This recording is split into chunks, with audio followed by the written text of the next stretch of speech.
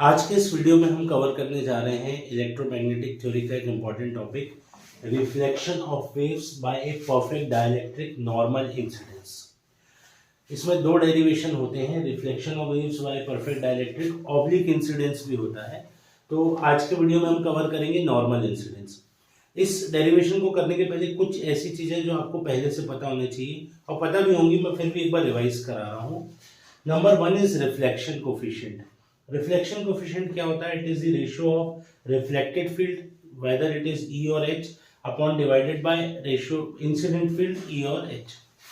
मतलब reflected field और incident field का रेशियो कहलाएगा।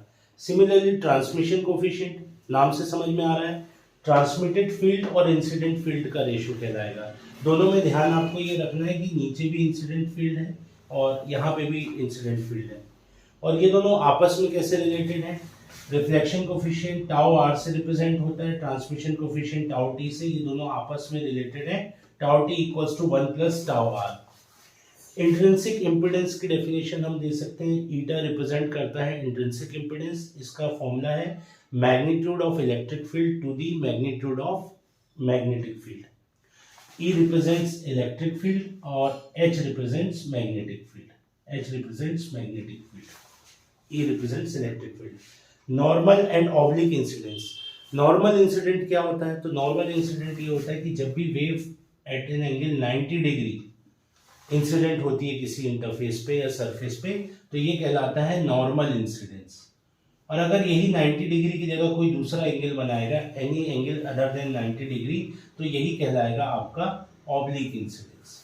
Oblique incidence. तो हम ये जो डेरिवेशन करने जा रहे हैं, ये करने जा रहे हैं फॉर नॉर्मल इंसिडेंस।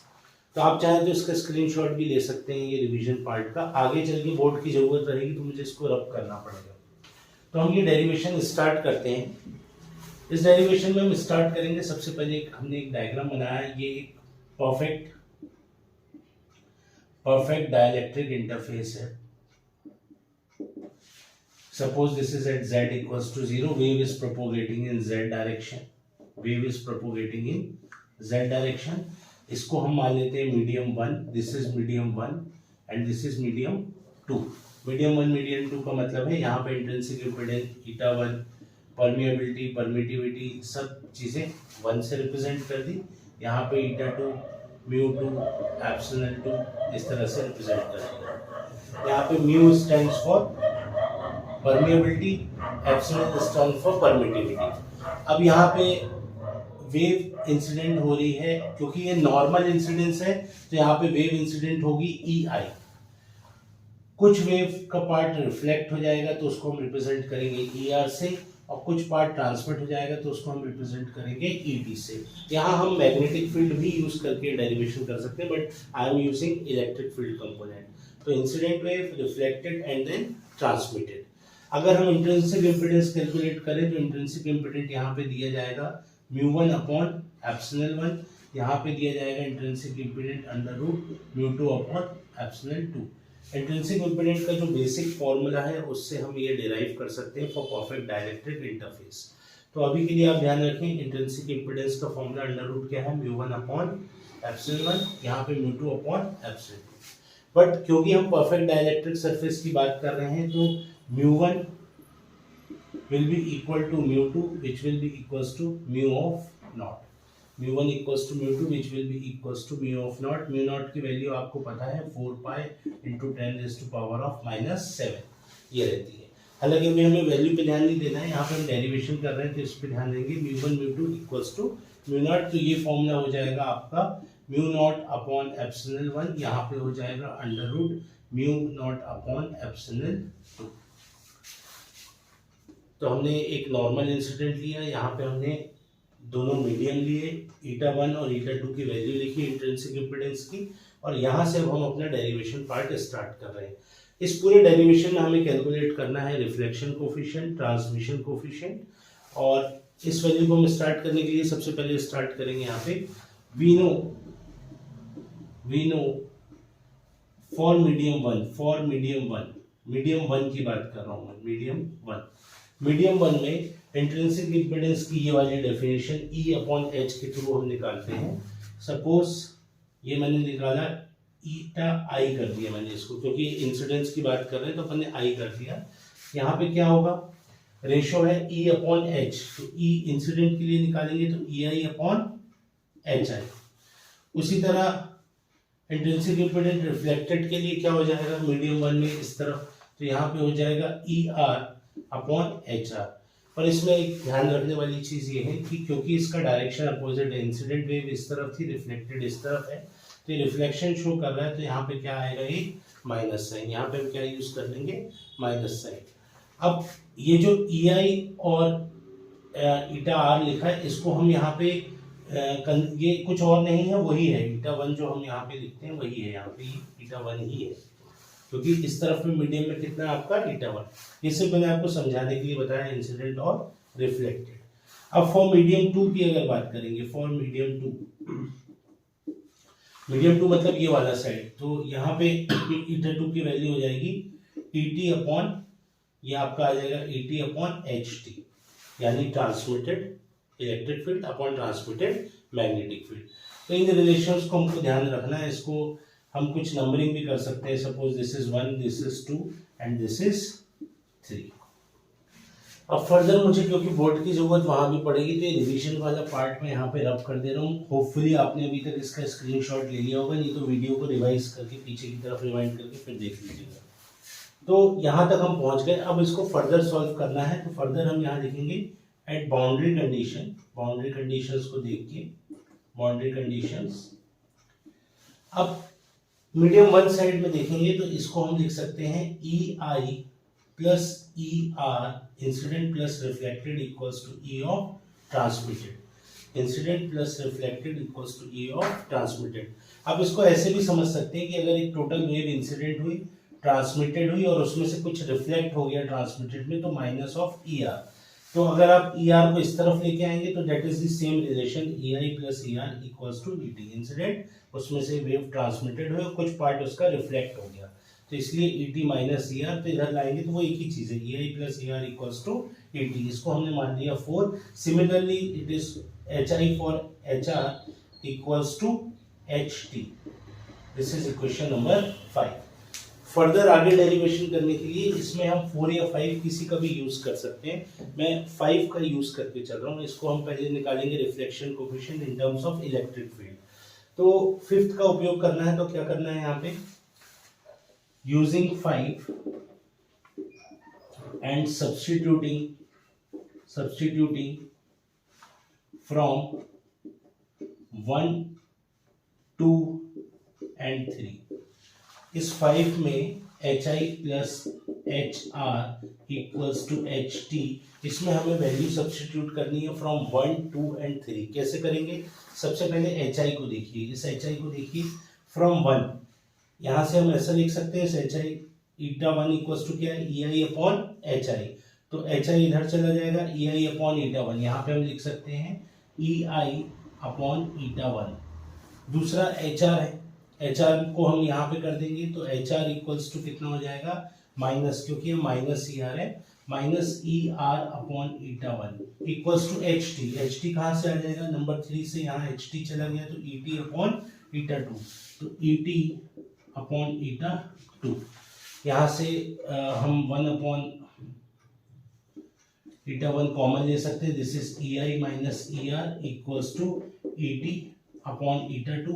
ये वैल्यू इधर कर देंगे, eta 2 E I minus E R equals to E T, और यहाँ पे हो जाएगा ईटा 1।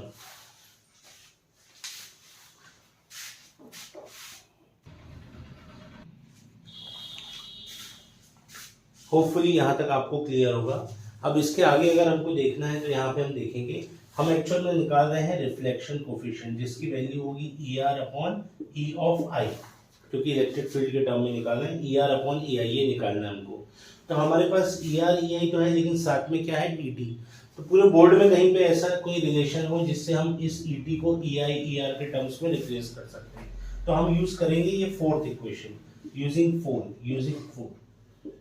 यूजिंग 4 यहाँ पे क्या करेंगे, ई टी की जगह रख देंगे ई आई प्लस ई आर, तो ये हो जाएगा आपका eta 2 E I minus E R equals to E I plus E R, E I plus E R eta 1, यहाँ से सब कॉमन ले लीजिए, तो ये हो जाएगा ईटा 2 ई आई, यहाँ से आ जाएगा माइनस ई आई ईटा 1, ये उधर चला जाएगा E R eta 1 plus E R ईटा 2, यहाँ से ई आई कॉमन ले लेंगे हम, तो ये हो जाएगा eta 2 minus eta 1 equals to E R common ले लेंगे, तो ये हो जाएगा ईटा 1 प्लस ईटा 2, इस तरीके से। और हमको यहाँ पे निकालना है रिफ्लेक्शन कोफिशिएंट। होपफुली आपने ये लिख लिया होगा, नहीं लिया हो तो इस पार्ट का स्क्रीनशॉट ले लीजिएगा। और यहाँ पे हम करेंगे, यहाँ पे फर्दर हम करेंगे, ये हो जाएगा E R upon E I will be equal to E R upon E I को इधर पे ले जाएंगे, तो ये हो जाएगा eta 2 minus eta 1 upon eta 1 plus eta 2। ये कुछ और नहीं है, यही रिलेशन है किसका, for reflection coefficient. This is the relation for reflection coefficient in terms of electric field. अब फर्दर अगर हमको ट्रांसमिशन कोफिशिएंट निकालना है तो उसके लिए हमें पता है 1 प्लस टाउ आर, ये इस तरीके से हम लिख सकते हैं इसको, तो ये हो जाएगा 1 plus eta 2 minus eta 1 upon eta 1 plus eta 2, ये रिलेशन। यहाँ से अगर आप इसको सॉल्व करेंगे तो ये वैल्यू आ जाएगी टाउ टी कुछ और नहीं है, ये है ई ट्रांसमिटेड अपॉन ई इंसिडेंट, अभी बताया था रिवीजन के टाइम पे। तो ई ट्रांसमिटेड अपॉन ई इंसिडेंट, ये वैल्यू हो जाएगी आपकी, यहाँ पे अगर आप इसको एलसीएम लोगे तो ये वैल्यू आपकी आ जाएगी twice of eta 2 upon eta 1 plus eta 2। ये यहाँ जाएगा तो ईटा 1 कैंसिल हो जाएगा, ईटा 2 हो जाएगा ट्वाइस ऑफ ईटा 2। तो ये हमको मिल गया transmission coefficient in terms of electric field. तो ये हमको रिफ्लेक्शन और ट्रांसमिशन कोफिशिएंट मिल गया है in terms of electric field. अब सपोज अगर आपसे पूछा जाए कि ये तो इलेक्ट्रिक फील्ड के टर्म में, ये इलेक्ट्रिक फील्ड के टर्म में है, अगर in terms of magnetic field निकालना है, in terms of magnetic field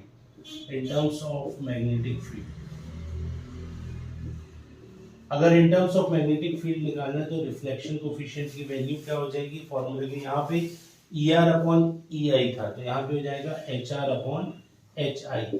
और हमें पता है, हमने पहली रिलेशन 1 2 3 इक्वेशन लिखी थी, वहां पे क्या था, ईटा 1 हो रहा था हमारा कितना, इसको कैलकुलेट कर रहे थे, तो ई आर अपॉन एच आर, यहाँ पे माइनस साइन था, और एक ईटा 1 आ रहा था H E I upon H I. तो यहाँ से हम सब्स्टिट्यूट करके वैल्यू लिख सकते हैं, तो यहाँ पे टाउ आर की वैल्यू हो जाएगी एच आर हो जाएगा, H R will be minus E R upon eta 1 upon, ये हो जाएगा आपका ई आई अपॉन ईटा 1 कैंसिल हो गया, minus E R upon E आई।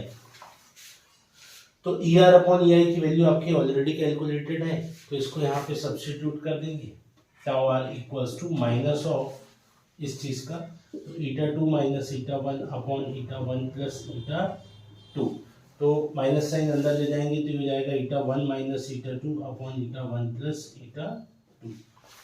तो reflection coefficient in terms of magnetic field आपको इस तरह से मिल जाएगा। अब इसी को ट्रांसमिशन को निकालना है, ट्रांसमिशन कोफिशिएंट, तो हम यहाँ पे tau T plus equals to 1 plus tau R कर देंगे, तो यहाँ से हमको ये रिलेशन भी मिल जाएगा। तो होपफुली आपको डेरिवेशन क्लियर होगा। इस तरह से हम कैलकुलेट करते हैं reflection of waves for a perfect dielectric for a normal incidence. Similar pattern में डेरिवेशन ऑब्लिक इंसिडेंट में भी हो सकता है, जहाँ पे angle of incident is other than 90 degree.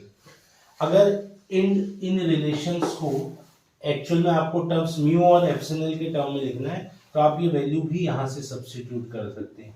मतलब अगर आप ये वैल्यू सब्स्टिट्यूट करेंगे तो फॉर एग्जांपल ईटा 2 के लिए आपका हो जाएगा mu naught upon epsilon naught ये 2 माइनस यहाँ पे हो जाएगा mu naught upon epsilon 1, and similarly नीचे भी आप वैल्यू सब्स्टिट्यूट कर सकते हैं, mu naught upon epsilon 1 plus under root mu naught upon epsilon 2। In terms of numerical या कहीं पे अगर यूज हो तो आप डायरेक्ट इसको ये वैल्यू भी रख के कर सकते हैं।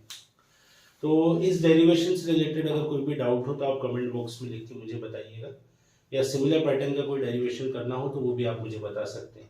Thanks for watching.